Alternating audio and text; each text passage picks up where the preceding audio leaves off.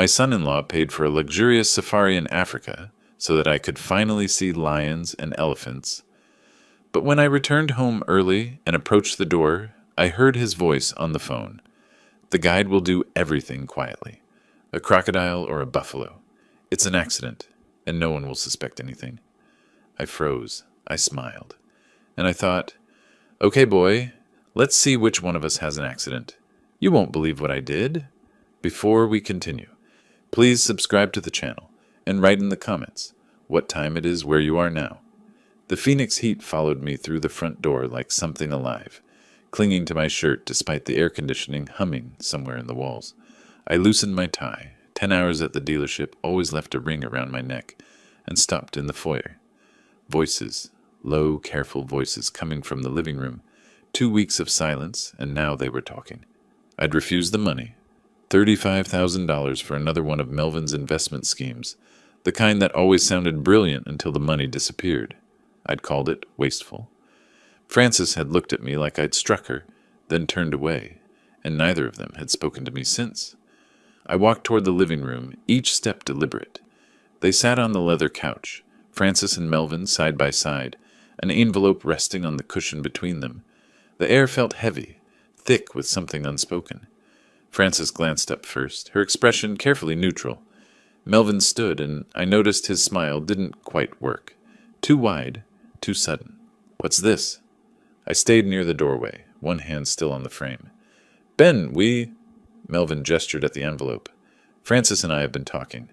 About the argument. About everything. We want to make things right. Open it. I didn't move. 2 weeks of cold shoulders, and now an envelope. The pattern was familiar. Charm following anger. Gifts following demands. But something in Frances's face made me step forward. She looked softer somehow, almost like the daughter I remembered. I took the envelope. Inside were boarding passes. Thick cardstock with airline logos. Business class. My hands started shaking before my brain caught up to what I was reading. Tanzania? Melvin, this must have cost... How did you... I looked up from the tickets, searching his face for the angle. There was always an angle. I've been putting away my bonuses for months. His voice came too quickly, rehearsed. You always talked about Africa, remember? At Frances's birthday dinner 3 years back. We want you to finally go. You've earned it. I stared at the tickets. $12,000 minimum for a package like this. Melvin, who hadn't hit a sales target in 6 months. Melvin, who complained about gas money. Frances moved then, crossing the space between us faster than I expected. Her arms wrapped around me before I could process, and her voice came soft near my ear, hitting something deep and old inside my chest. Dad, you work so hard. You give us so much. Let us give something back to you for once. Please, we want you to have this. She squeezed my hand the way she used to as a child, that specific pressure I'd forgotten about. I felt my resistance crumbling like sand. Maybe I had been too harsh. Maybe Melvin was finally growing up. Maybe they actually... I don't know what to say. My voice cracked, and I hated that it did. This is incredibly generous. Maybe I was too hard on you, Melvin. Thank you. Both of you. I pulled them both into a hug, closing my eyes against the sting behind them. When I opened them again, I caught something, just for a second, a flicker in Melvin's smile. But Frances was warm against my shoulder, and I pushed the thought away. When do I leave? 3 days, Melvin said. Gives you time to pack. Get your affairs in order. 2 weeks in Tanzania. Safari, lodges, the whole experience. 3 days. I looked down at the tickets again, at the word Kilimanjaro, printed in bold letters. My dream. The one I'd mentioned once, maybe twice, in passing years ago. They'd remembered. How did you pay for this? The question came out before I could stop it. Ben, come on. Melvin's laugh sounded genuine. Don't overthink it. Just enjoy it. You deserve a break. The dealership will survive without you for 2 weeks. Frances pulled back, her eyes meeting mine. Promise us you'll actually relax. No checking emails, no worrying about us. Just be happy, Dad. Be happy. When was the last time someone had told me that? I promise, I said, and meant it. They stayed another hour, talking about the itinerary, the safari lodges, the wildlife I'd see. Frances made coffee the way I liked it. Too much sugar, not enough cream. Melvin told a story about a customer at the dealership that actually made me laugh. For those 60 minutes, we were a family again. After they left, I sat in my study with the tickets under the lamplight. The paper felt expensive, official, real.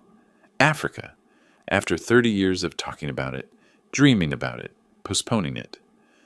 I picked up the framed photo on my desk. Frances at 7, missing her front teeth, laughing at something I'd said, her whole face bright with joy. Where had that little girl gone? When had she learned to look at me with calculation instead of love? But the tickets were in my hand, heavy, real. Maybe the little girl was still there, buried under years of Melvin's influence, and maybe this gift meant she was coming back. I wanted to believe that. I needed to believe it. Tomorrow, I'd start packing. Tomorrow, I'd let myself feel excited instead of suspicious. Tomorrow, I'd trust my daughter again. I turned off the lamp and carried the tickets upstairs, placing them on my nightstand where I could see them first thing in the morning. In the darkness of my bedroom, I touched them twice more before sleep came, just to confirm they were real. They were real. Sunlight cut through the blinds before 6, harsh and white, the way Phoenix mornings always were. I woke with the tickets already in my hand. I'd reached for them sometime in the night, half dreaming. They were still real. Tanzania was still real. I stood before my closet, pulling out khaki shirts and lightweight pants, when the memories started. The suitcase itself triggered the first one. I'd bought it 8 years ago for Frances's college graduation trip, a tour through Europe she'd been planning since sophomore year. Then Melvin appeared, and suddenly the trip was for 2. Dad, you understand, right? This is important for us. I'd understood. I'd paid for it too, just like I'd paid for everything else. 8 years. I folded a shirt and counted backward. Frances was 27 when she brought Melvin home, her eyes bright with new love, her voice asking if they could stay just temporarily until we get on our feet. I'd said yes because that's what fathers do. Temporary became permanent. The guest room became their room. My house became our house. I created a position for him at the dealership, $65,000 a year despite zero experience in sales. Watched him miss target after target while other salespeople worked weekends. The Lexus I gave them for their anniversary cost $45,000 I couldn't really spare. Their wedding, $28,000 for one day. Flowers wilting in the heat. A dress Frances wore once. A cake we ate in 15 minutes. How much had I spent? Not in dollars, though those numbers were staggering enough. How much had I spent in dignity, watching my daughter's thank you transform into, it's the least you can do? How much in hope each time I convinced myself the next request would be the last? I found one of Frances's childhood photos somehow wedged in my sock drawer. 10 years old, braces catching the light, genuine smile. I couldn't remember when I'd put it there or why. She wore her soccer uniform. I'd coached that team, spent every Saturday morning on fields across Scottsdale teaching her to pass, to shoot, to keep going even when she was tired. When had she changed? I traced the timeline while folding pants. Gradual, insidious. Small requests became demands. Could you help? Became, you need to handle this. Affection became transactional. Hugs when she needed something, silence when she didn't. I'd watched my daughter disappear for years, replaced piece by piece by someone who looked like her but talked like Melvin. But maybe the tickets meant something. Maybe. I checked the clock.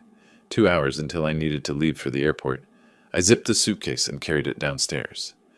The drive to Sky Harbor took 40 minutes through heat that shimmered off the asphalt. My car's thermometer read 109 degrees at 10 in the morning. At a red light on the I-10, I pulled the tickets from my jacket pocket and ran my thumb over them again. $12,000. From bonuses. Melvin hadn't hit a sales target in 6 months. How does a man failing at his job save $12,000? But I didn't turn around. I merged onto the airport access road and parked in long term, checking the tickets one more time before locking the car. Security, gate, boarding. Everything moved in a haze. Business class meant legroom, meant wine I didn't drink, meant flight attendants who smiled with actual warmth. I watched Phoenix shrink below, the city grid giving way to desert, then mountains, then nothing but clouds. Somewhere over the Atlantic, I studied the photos on my phone. Frances at 15, at 20, at 30. I could see the change happening in real time, frame by frame. The way her smile got smaller, the way her eyes got harder, the way Melvin appeared in more and more pictures until he was in all of them, his arm around her shoulders, his influence seeping into every expression on her face. Maybe I'd been unfair. Maybe I'd been so focused on what they cost me that I couldn't see them trying to give back. Maybe this was their way of saying they finally understood. Maybe. The layover in Addis Ababa lasted 4 hours. I walked the terminal in circles, too nervous to sit, too tired to think clearly. Then another flight, shorter, the cabin filled with tourists speaking German and French, and languages I couldn't identify. Tanzania appeared through the window like a painting. Vast golden plains, scattered green, mountains in the distance that could have been clouds, except they weren't moving. Mount Kilimanjaro rose in the far north, snow-capped despite the equatorial heat, impossibly beautiful. Kilimanjaro Airport was small, efficient, cooler than Phoenix but still warm. I moved through customs in a daze, got my passport stamped, collected my suitcase from a carousel that squeaked with each rotation. "Mr. West?" A man stepped forward, mid-40s maybe, fit, wearing khaki safari gear and holding a clipboard. His smile was professional, rehearsed from years of greeting nervous tourists. "Yes, that's me. Joseph, I am your guide for the safari. Welcome to Tanzania." His handshake was firm, but his eyes were already scanning my face, my posture, something I couldn't identify. "First, very important, you have your diabetes medication, yes? You took your morning dose? The altitude and heat can affect blood sugar levels. We must be very careful with your health during the safari. Very careful." I blinked. "I have everything I need. I've been managing this condition for 15 years, but thank you for the concern." Of course, of course." He checked something on his clipboard, glanced at his watch. "But I must ask, any dizziness, fatigue, unusual symptoms? The journey was very long. You must tell me immediately if you feel unwell. It is my responsibility to keep you safe." The way he said responsibility felt odd, like he was reminding himself more than informing me. But I was jet-lagged, overwhelmed by new smells and sounds, too focused on the fact that I was actually here, in Africa, after all these years. "I feel fine," I said, "just tired from the flight." "Good, good. The vehicle is outside. We drive 3 hours to the first lodge. You rest, drink water, take your medications on schedule. Very important for a man of your health condition." He reached for my suitcase and I let him take it. Through the airport doors, the African air hit me, dry, dusty, carrying the scent of distant rain and something else I couldn't name. Adventure, maybe, or possibility? Joseph walked quickly toward a Land Cruiser parked in the Safari Company area, checking his watch again when he thought I wasn't looking. I climbed into the passenger seat, still dizzy from travel, still carrying the hope that maybe, just maybe, my daughter had finally come back to me. The canvas walls of my tent glowed amber with dawn. I woke to sounds I'd never heard before, bird calls that weren't cardinals or sparrows, distant grunts that might have been wildebeest or something larger, wind moving through grass that went on forever. My glucose meter sat on the small camp table beside the cot. 118 ABDL. Normal. I took my morning pills, dressed in the khaki shirt I'd packed specifically for this, and stepped outside. Joseph stood beside the Land Cruiser, binoculars already around his neck. "Good morning, Mr. West. Ready for your first real safari?" The next 4 days were wonder compressed into hours. Dawn drives where golden light spilled across plains that seemed to curve with the earth itself. Zebra herds moving like living rivers, their stripes blurring into motion and pattern. Elephants silhouetted against Kilimanjaro's impossible snow-capped peak. I photographed lions lounging in acacia shade, watched giraffes bend those absurd necks to drink, saw cheetahs teaching cubs to hunt. Joseph knew everything. He could identify birds by their calls, explain why elephants bathed in specific mud holes, predict where leopards would rest during afternoon heat. We fell into an easy rhythm, early starts, long drives, his stories about the ecosystem filling the spaces between animal sightings. At night, I sat outside my tent, under stars so thick they looked painted, thinking maybe I'd been wrong about Melvin. Maybe the gift was real. Maybe my daughter hadn't disappeared after all. The shift came on the fifth morning. "Mr. West, we should walk closer to the watering hole." Joseph pointed toward a muddy bank where water turned opaque 50 feet from shore. "Perfect angle for crocodile photographs. They're very active in the morning. You'll get spectacular shots." I studied the murky water, the way the surface broke in places that might have been logs or might have been something else. My safari guidebook had been explicit about crocodile safety. Maintain distance, never approach water's edge in active zones. The zoom lens works fine from here, Joseph. But the detail, the authenticity, you need proximity for that. Trust me, I've done this hundreds of times.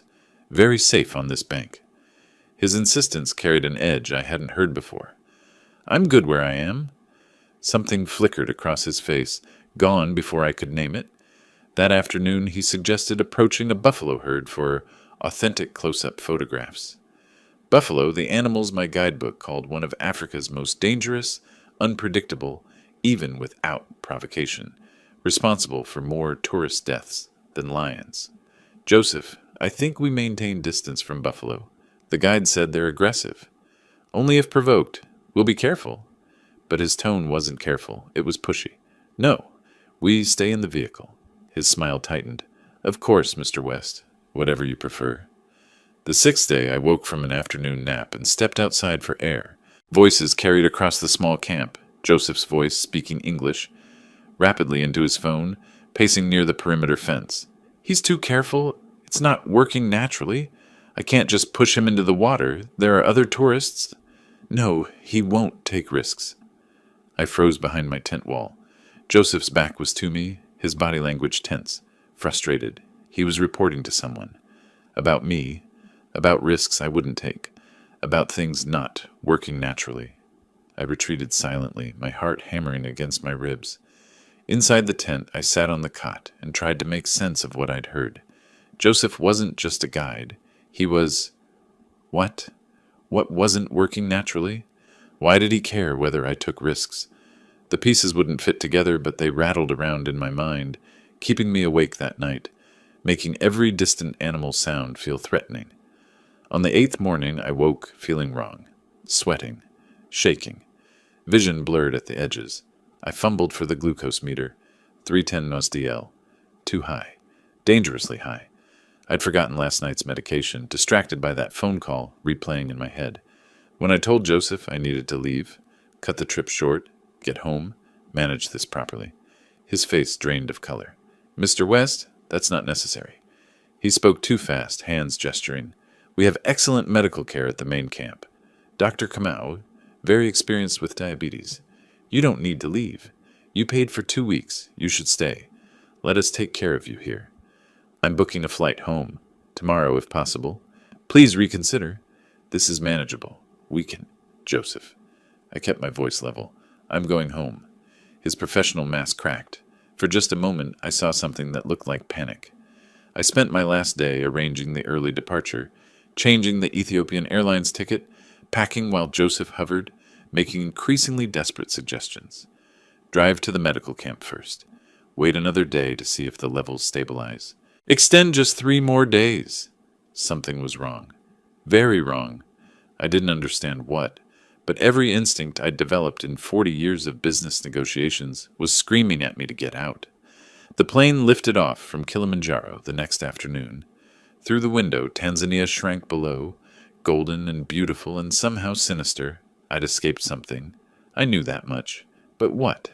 The question followed me across the Atlantic, through the layover in Addis Ababa, all the way home. The Phoenix night air hit me at 12:40 a.m., still 85 degrees even at this hour, dry heat radiating from concrete. I stood outside Sky Harbor's terminal, exhausted down to my bones. 30 hours of travel. Jet lag pulling at my thoughts like weights. But my glucose levels had finally stabilized, and I was home. I hadn't called Francis or Melvin, wanted to surprise them, show up early, maybe have breakfast together. Part of me hoped to catch genuine relief on their faces when I walked through the door. The taxi ride through empty Phoenix streets took 40 minutes. Dawn was just beginning when we pulled onto my quiet Scottsdale street, the sky shifting from black to deep purple, stars fading. 6:25 a.m., according to my watch. I paid the driver quietly, hefted my suitcase from the trunk. My house looked peaceful. Porch light still on. Francis's car in the driveway, everything normal. I used my key on the garage side door, not wanting to startle them awake with the front entrance. The house was dim, silent except for voices from the kitchen. I checked my watch again. 6:30 a.m. Who was awake this early? I left the suitcase by the garage entrance and moved toward the sound, walking carefully across tile floor in my travel-worn shoes. The kitchen door was slightly ajar, light spilling through the crack. I raised my hand to push it open. Melvin's voice stopped me cold. "Tomorrow's the day. The old man should be done for." I froze, my hand suspended in air. Through the crack, I could see Melvin's back, phone pressed to his ear, pacing near the coffee maker. "The guide I hired will handle it, make it look like an accident. Crocodile attack, or maybe a charging buffalo. Either way, problem solved." The floor tilted. My legs went numb. "Yeah, I know, 12 grand was steep, but it's an investment, right?" Melvin laughed. Actually laughed. "Once he's gone, we get the house. Worth at least $850,000, plus the dealerships, the accounts, everything. Francis already lined up a notary who can rush the probate. We're talking 4, maybe 5 million total. Worth every penny." I couldn't breathe, couldn't move. The kitchen, the hallway, my entire world compressed into that crack in the door, and Melvin's casual voice discussing my murder like a stock trade. "Francis, she's fine with it. She was the one who suggested it, actually." His tone shifted, almost admiring. "Said we've waited long enough that her father's had a good run. We deserve to live our lives now, not wait another 20 years for the old man to kick off naturally." Francis suggested it. My daughter, my little girl who I'd coached in soccer, who'd held my hand at the zoo, who'd cried in my arms when her mother died. She'd suggested killing me, the $12,000 gift. Not reconciliation, not love, assassination. They'd sent me to Africa to die. Joseph wasn't a concerned guide checking my health. He was an executioner, assessing his target. The watering hole, the buffalo herd, the desperate phone call when I proved too careful to kill easily. 8 years of supporting them, giving them everything. A home, jobs, money, love. And they'd repaid me by plotting my death. I stood paralyzed for 30 seconds. That felt like 30 years. Through the crack, I saw Melvin laugh again at something the person on the phone said. That sound, easy, cheerful, discussing my corpse like a punchline, snapped me into motion. I couldn't confront them. Not now. Not without proof. Not without a plan.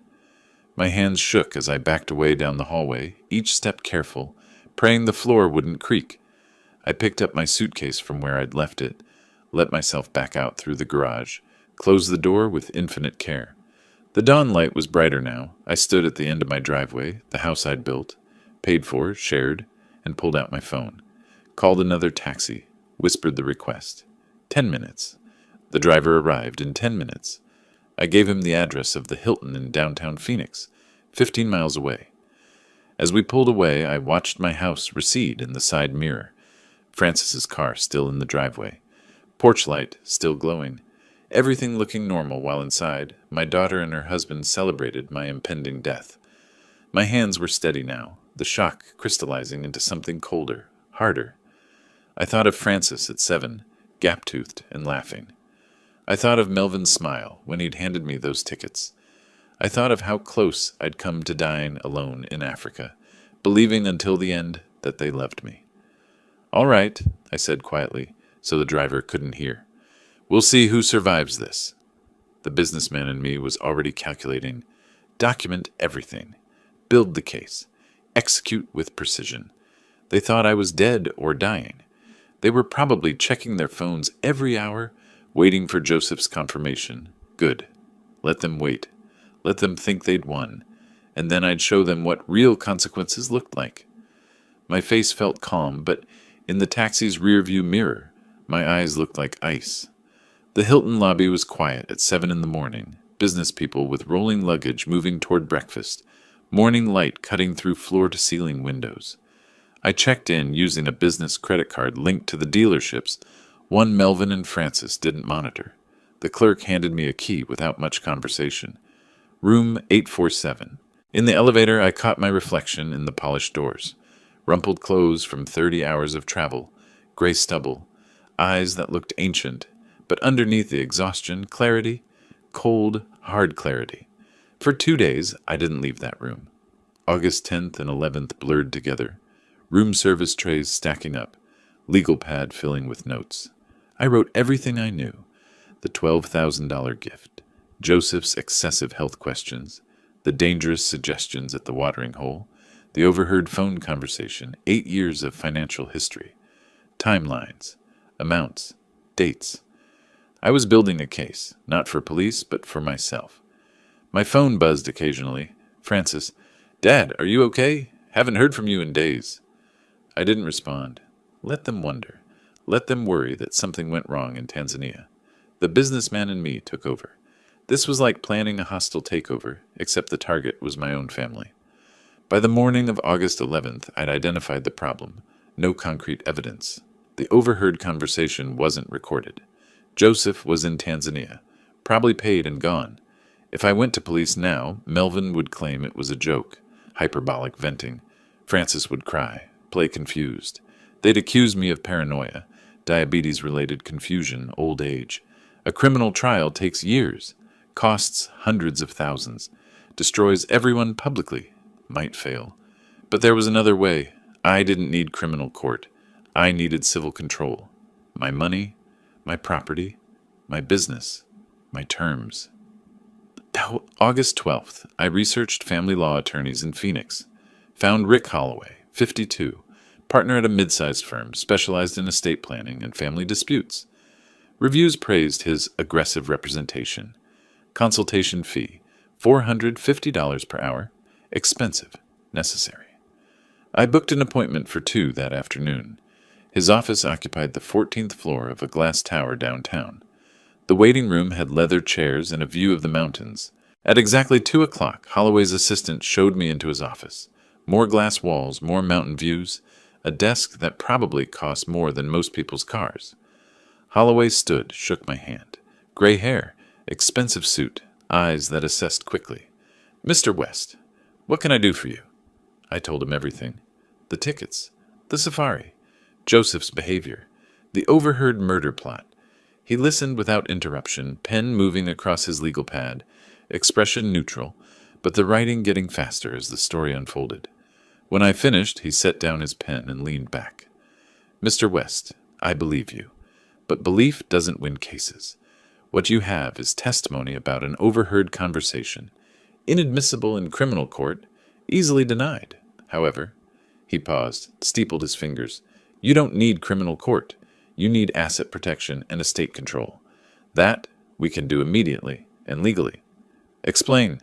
Here's how this works. You fire Melvin tomorrow. Arizona is at-will employment. You don't need to give a reason. You reclaim any property titled in your name. You change your will to disinherit Francis completely. You watch them panic. When people are desperate, they make mistakes. Let them hang themselves. I nodded slowly. Yes, this was war, but fought with paperwork and lawyers, not violence. Cleaner, more permanent. How quickly can we change the will? Holloway checked his watch. I can draft it this afternoon, have it witnessed and notarized by end of business today. The moment you sign, it's legally binding. Francis goes from inheriting $2 million to inheriting $1. Quite a change. $1. The minimum required to prevent a successful contest. Do it. He worked for 2 hours while I sat in his conference room drinking coffee that tasted like it cost $20 a cup. Through the glass wall, I watched him typing, making phone calls, printing documents. At 4:30, he returned with a stack of papers. Your new will. Your current estate is worth approximately $4.5 million. 3 dealerships, the Scottsdale house, investment accounts, retirement funds. The old will split everything 50-50, half to Francis, half to various charities. This new version gives Francis exactly $1, with the remainder divided among organizations focused on elder abuse prevention. Elder abuse prevention? Fitting. He called in 2 associates to witness. I signed 3 copies, each signature crossing out my daughter's future. The pen scratched across paper with finality. A notary stamped the documents with officialness that felt like closing a vault. "One more thing," Holloway said as I prepared to leave. "Don't tell them you know. Play dumb. Let them think they're safe. Watch what they do when they believe they've gotten away with it. You'll learn everything you need to know about who they really are." I shook his hand. "Thank you." "My pleasure. And Mr. West, they tried to kill you for money. $1 is generous." I took a taxi back to the Hilton. In my room, I sat on the bed, holding copies of the new will. 8 years I'd supported them. A home, jobs, money whenever they asked, and they'd repaid me by trying to make me crocodile food in Africa. Frances's face floated through my mind. 7 years old, missing her front teeth, laughing. That little girl was gone. Had been for years. Maybe she'd never really existed the way I remembered. I put the will in my suitcase and tried to sleep. Tomorrow, I'd face them. Tomorrow, the real game would begin. August 14th, 6 o'clock in the evening, I sat on my hotel bed, phone in hand, composing a text message to Frances. My thumb hovered over the screen. This was the opening move.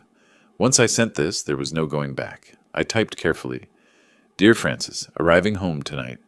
Flight delayed a week due to technical problems in Africa. Will be home around 9 p.m. Love, Dad." Read it twice. Press send.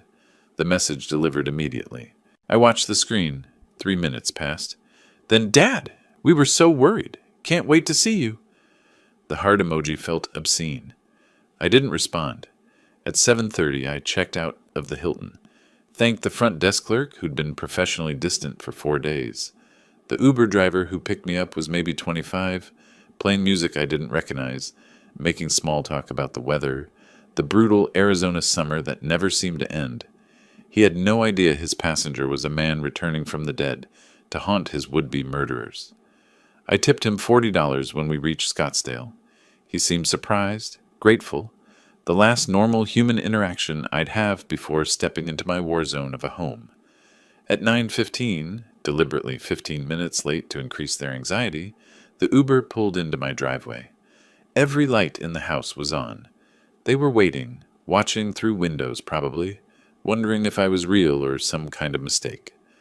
I took my suitcase from the trunk and stood for a moment, looking at the place I'd built 30 years ago, paid for with sweat and 18-hour days at the dealerships, shared freely with a daughter I'd loved more than anything. 4 days ago, I'd walked away heartbroken, devastated. Now I was returning as something else, something colder, an architect of justice. I walked up the front steps, key already in hand, and opened the door. "I'm home!" Frances and Melvin appeared from the living room like they'd been launched. Their expressions hit in sequence, perfect theatrical progression. Shock first, faces draining of color so fast I could almost see blood retreating, mouths opening slightly in that cartoon surprise that would be funny if it weren't so damning. Then confusion, brains struggling to process impossibility. He's supposed to be dead, torn apart by crocodiles or trampled by buffalo. Why is he standing here with a suitcase looking tired but alive? Then fear, naked and raw and unmistakable, before desperate smiles plastered over everything like masks they'd grabbed at the last second. "Dad!" Frances rushed forward, movements too fast, too jerky. "Oh, thank goodness you're home. We were beside ourselves with worry. You didn't answer any of our texts. We thought something terrible happened." She wrapped her arms around me. Her whole body trembled like she was freezing in 100-degree Phoenix heat. Melvin hung back near the living room entrance, one hand gripping the doorframe like he needed support. "Ben, what happened? With the flight delay, I mean. We expected you back days ago. We were going to call the embassy or something." He was fishing, desperate to understand why I was alive, how their plan had failed, whether their cover was blown. I smiled, let Frances step back, and launched into my carefully prepared story. "I'm so sorry for worrying you both. The safari was absolutely incredible. Everything I dreamed of and more." I gestured toward the living room. "Can we sit? I'm exhausted." We moved to the couch. I deliberately took my usual spot, forcing them to sit across from me where I could watch their faces clearly. "Africa was magnificent," I continued. the lions, the elephants, watching the sun rise over Kilimanjaro. But on the 8th day, my blood sugar spiked. Nothing serious, but at my age, you can't be too careful when you're that remote. I decided to come home early, and rescheduling the flights took forever. Phone service was terrible out there. I should have found a way to contact you sooner. Frances's right hand kept moving to her necklace, touching it, dropping away, touching it again. A tale I'd noticed when she was 12 and lying about homework. Now she was lying about wanting me alive.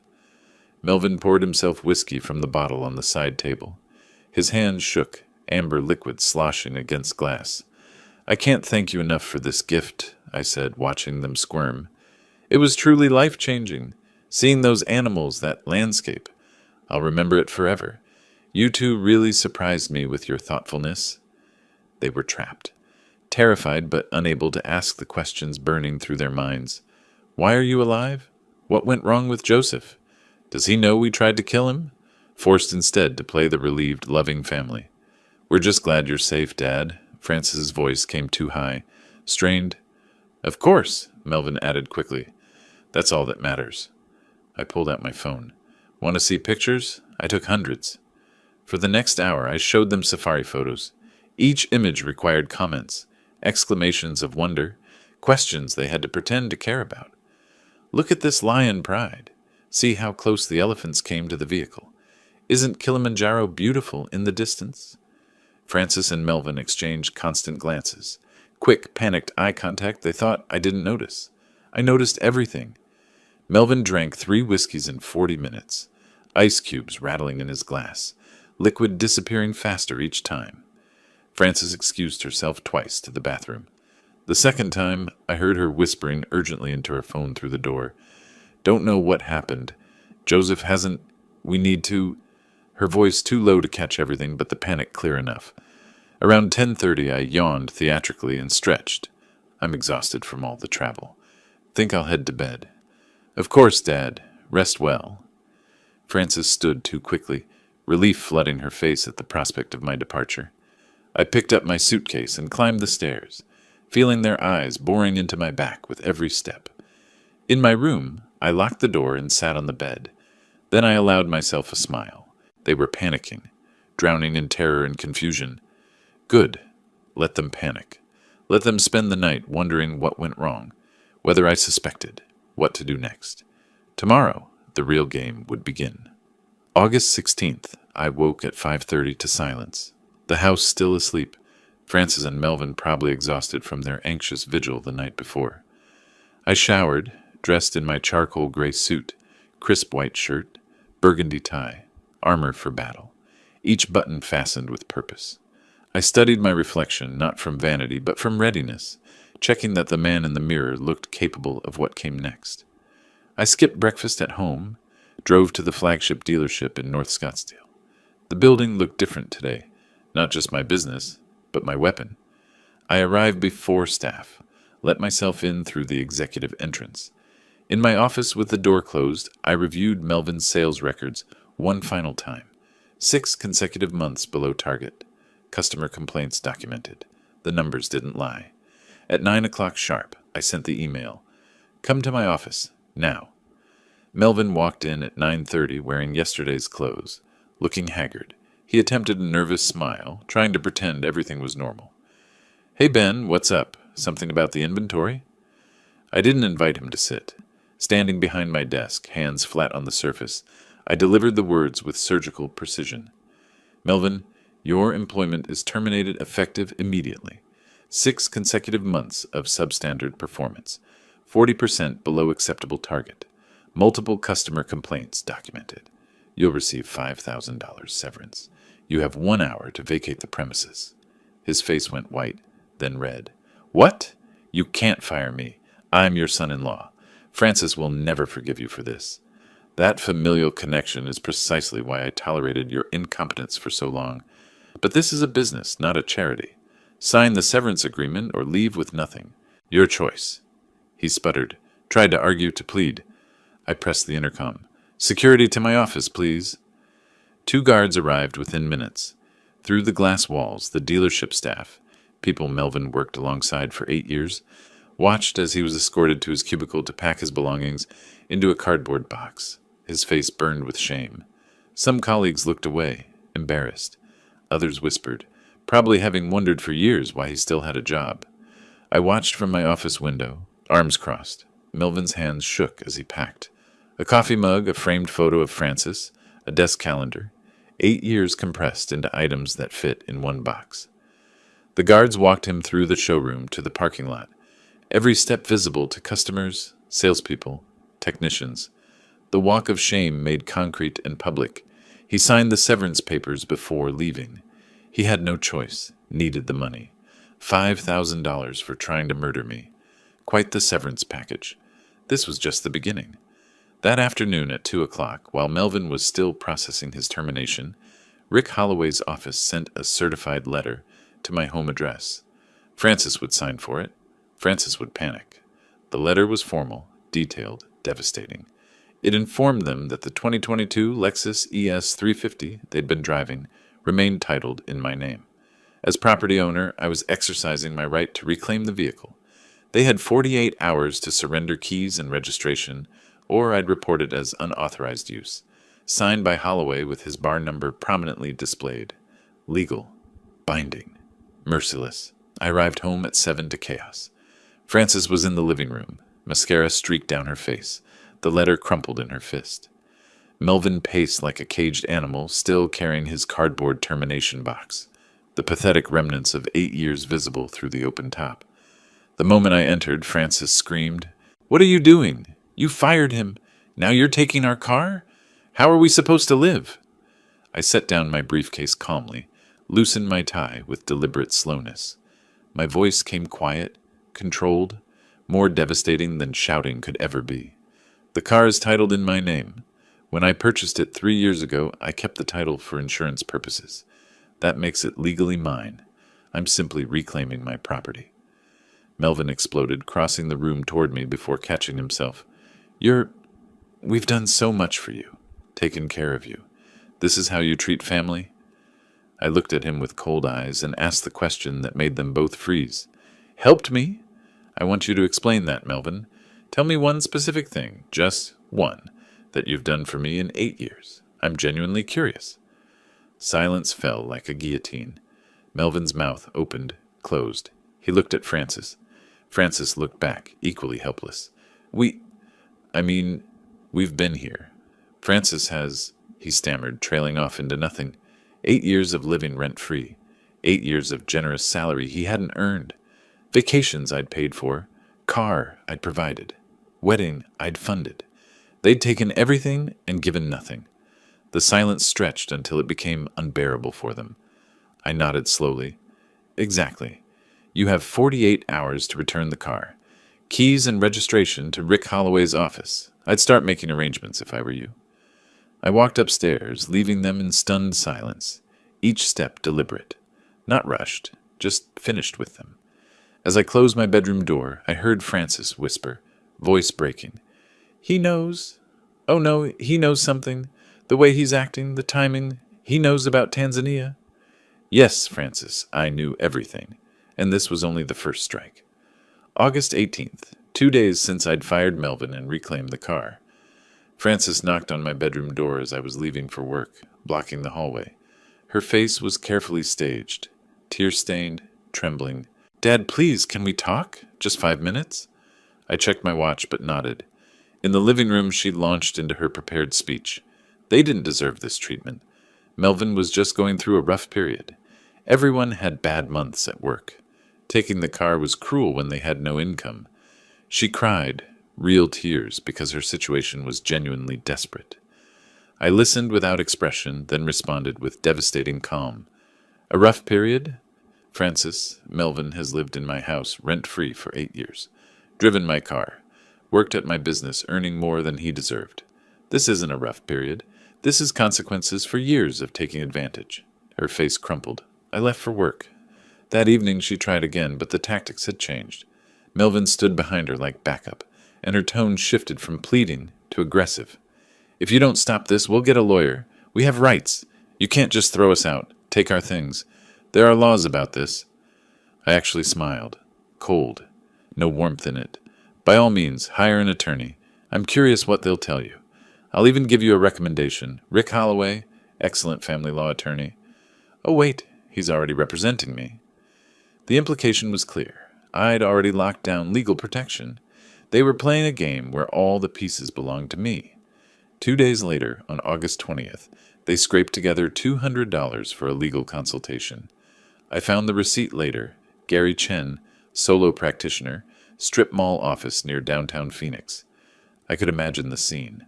Francis and Melvin sitting across from some overworked attorney in a cluttered office, fluorescent lights humming, explaining their situation, hoping for different news than what they were about to receive. They returned home that evening looking devastated. The attorney had confirmed what they feared. I held all the cards legally. Arizona at will employment. Car titled in my name. My house, my rules. They had no case. They'd wasted their $200. That night, Melvin made his final desperate move. I woke around 2 a.m. to a sound downstairs. Subtle, careful. I stayed in bed, listening. Footsteps in my study, drawers opening, the soft click of a filing cabinet. Melvin was searching for documentation. The new will, bank records, anything he could use as leverage. I smiled in the darkness. Every important document was in Rick Holloway's office safe. Melvin would find nothing except old tax returns and dealership brochures. 20 minutes later, the footsteps retreated. His bedroom door closed quietly. He'd found nothing. Over the next 4 days, I watched them unravel. They argued constantly, voices raised behind their closed door, accusations flying. Francis blamed Melvin for failing at his job, for getting them into this situation. Melvin blamed Francis for my sudden hostility, suggested she must have done something to trigger it. Neither could say the real words. We tried to murder him, and somehow he knows. The debt collector starts calling. I heard Francis on the phone, voice shaking. I understand, but we need more time. Click. Another creditor. Another missed payment. Credit card statements appeared on the kitchen counter, forgotten in their panic. I glanced at them. $18,000 in combined debt. Minimum payments they couldn't make without Melvin's income. Uber charges piling up. No car meant every trip cost money they didn't have. They ate my food but avoided me at mealtimes. The few times we crossed paths, they couldn't meet my eyes. The atmosphere in the house was toxic, poisonous, waiting for the next blow to fall. I observed it all with quiet satisfaction. Watching them destroy each other was almost as satisfying as destroying them myself. One evening, their argument crescendoed loud enough that I heard through the walls. "This is your fault," Francis screamed. "If you'd just done your job properly, hit your targets, he wouldn't have had an excuse to fire you." "My fault?" Melvin's voice was defensive, angry. "What did you do to make him turn on us like this? He was fine until Tanzania. Something happened. Something you're not telling me.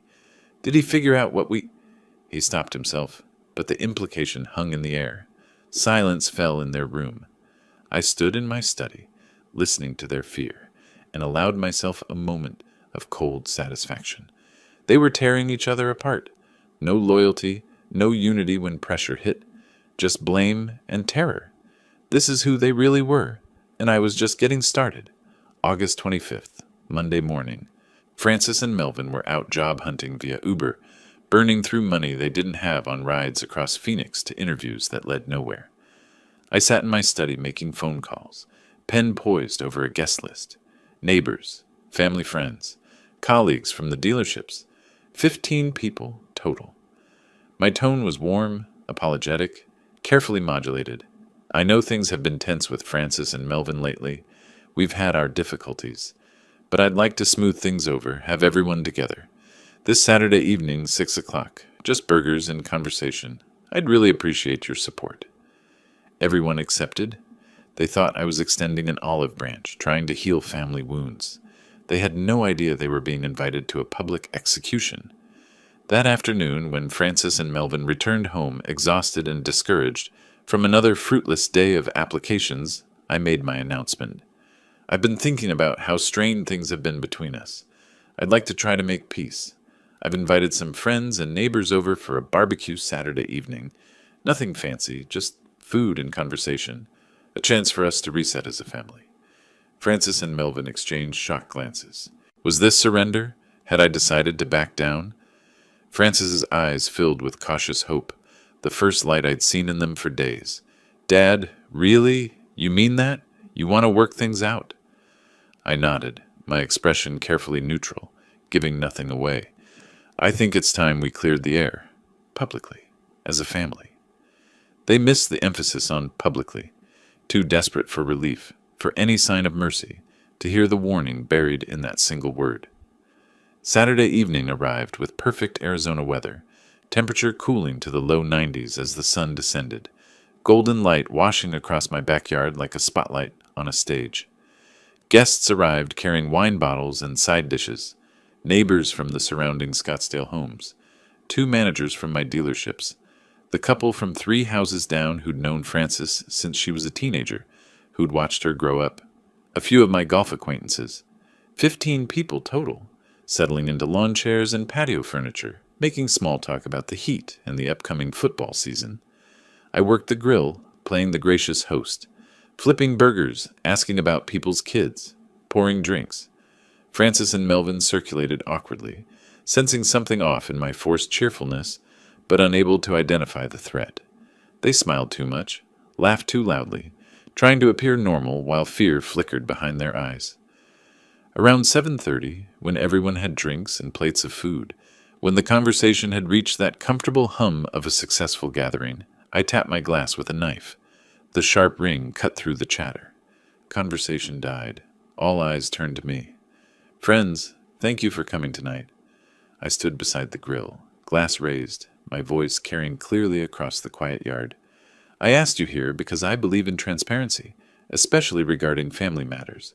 I want to tell you all the truth about my relationship with my daughter and son-in-law. Frances's face drained of color, like water running from a sink.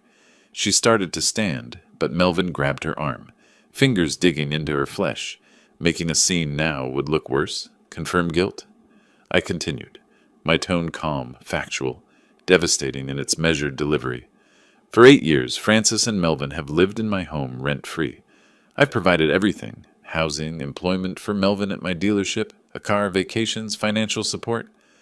Over those 8 years, I've spent approximately $280,000 supporting their lifestyle. I did this because I loved my daughter and wanted to help her family build a foundation for their future. I paused, letting that number sink in. $280,000. Some guests shifted uncomfortably, a few exchanged glances. Recently, Melvin gave me what seemed like a wonderful gift, a 2-week safari to Tanzania. Cost about $12,000. I was deeply touched by this apparent generosity from a man who'd never shown such consideration before. It seemed like a turning point, a sign they'd finally grown up, wanted to give back for all I'd provided. I pulled papers from my pocket, phone records Rick Holloway had obtained legally through subpoena. But I learned something disturbing during that trip. These are Melvin's phone records from late July.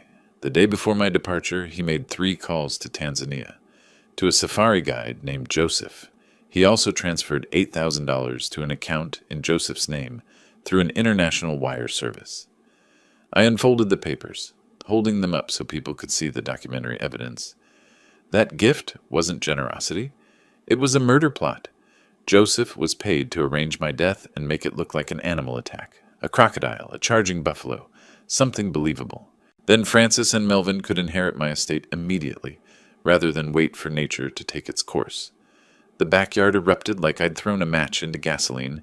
Frances screamed, her voice high and panicked. "Stop it! Dad, you've lost your mind. This is insane. Everyone, he's not well. His diabetes, the stress of running the business, he's confused and paranoid." But guests were already standing, backing away from her and Melvin like they carried something contagious. The neighbor woman who'd taught Francis in Sunday school 20 years ago put her hand over her mouth, looking sick. "Francis, is any of this true? Your own father?" Melvin tried to argue, his voice too loud, too aggressive. "He can't prove anything. Phone calls don't mean murder. This is a vindictive old man lying because I couldn't hit sales targets. You all know how he is. Controlling, demanding." But my calm presentation, the documentary evidence in my hands, the obvious pain in my carefully controlled voice, It was compelling in a way their denials weren't. One of the dealership managers shook his head slowly, disgust written across his face. Ben, I don't know what to say. I'm so sorry you went through this. If you need anything, character statements, testimony for any legal proceedings, you let me know. Guests began leaving, some quickly, hurrying to their cars without looking back, eager to escape the toxicity. Others paused to squeeze my shoulder, express shock or sympathy, promised to call. Within 20 minutes, the yard was empty except for me, Frances sobbing on a patio chair with her face buried in her hands, and Melvin standing frozen near the now-cold grill. Exposed, ruined, their social death complete. Everyone in Scottsdale would know by morning. The story would spread like wildfire through their social circles, their professional networks, every connection they'd built over the years. The next morning, Rick Holloway delivered the official eviction notice to the front door. 30 days to vacate the premises. August 28th, 3 days after the catastrophic barbecue. Frances and Melvin had spent those days in their bedroom, phones turned off, hiding from the world they could no longer face. They'd found a studio apartment in a rundown complex near 27th Avenue and Indian School Road, far from Scottsdale's manicured comfort. $950 per month for 400 square feet, bars on the windows, sirens at night. The kind of place they'd never imagined living. It was all they could manage. The packing was brutal and revealing. Frances stood in her childhood bedroom, the room where she'd grown up, dreamed, become who she was, and realized she was leaving it forever. Every item she packed reminded her of what she'd thrown away. She found a photo album from her 16th birthday party. Me smiling, arm around her shoulders, so proud of my little girl.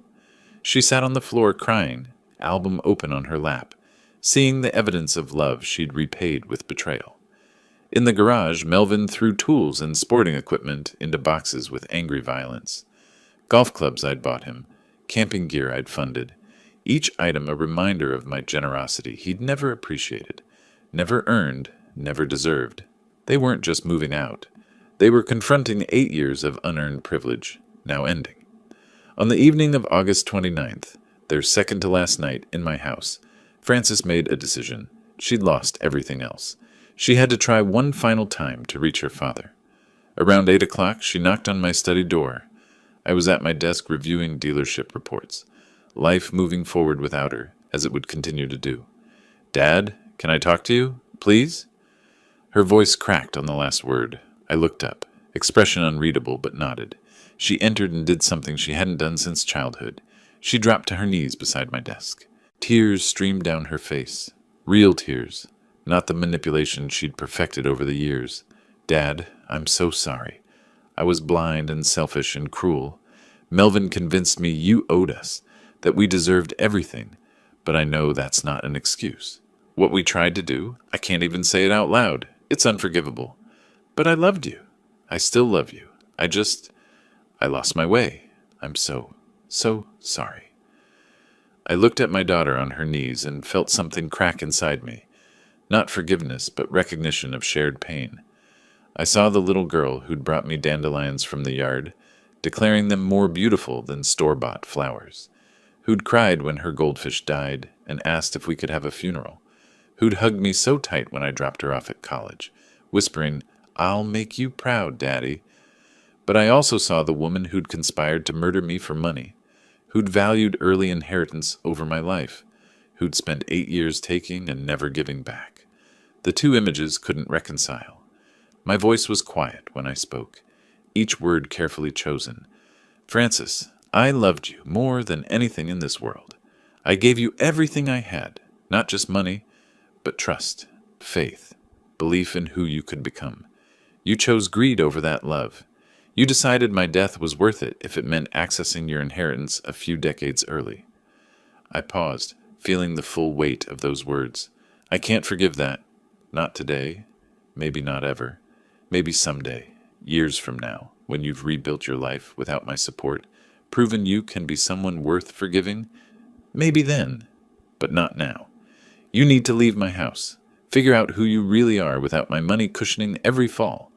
Earn back your self-respect. Then we'll see. Frances nodded, understanding she'd get no more than this possibility of distant, uncertain redemption, more than she deserved, less than she wanted. She stood and walked out, closing the door softly behind her.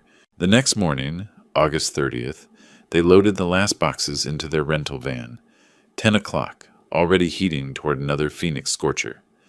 I watched from my study window as they made final trips. Melvin never came to say goodbye. His pride wouldn't allow it, even now. He'd learned nothing, blamed everyone but himself. Frances paused at the door one final time, looked back at the house where she'd grown up, at the window where she could see my silhouette. She raised one hand in farewell or acknowledgement or apology. I didn't wave back. The van pulled away, exhaust pipe rattling, overloaded with their possessions. I watched until it turned the corner and disappeared from view. A week later, early September, I sat on my back patio, in the morning coolness before the heat arrived, coffee cup warm in my hands. The house was silent, truly silent for the first time in 8 years. The kind of peace I'd forgotten existed.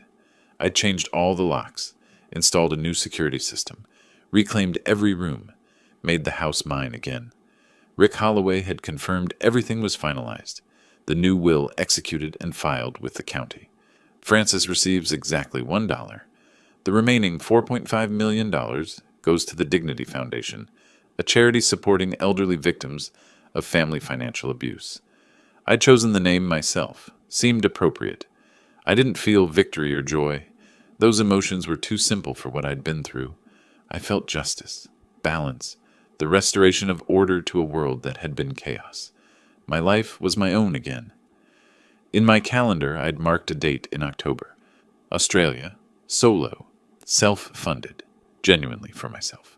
Not a gift with hidden strings, not someone else's agenda disguised as generosity. Just an old man seeing the world while he still could.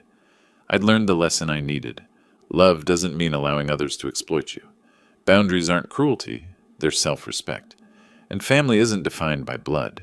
It's defined by how people treat you.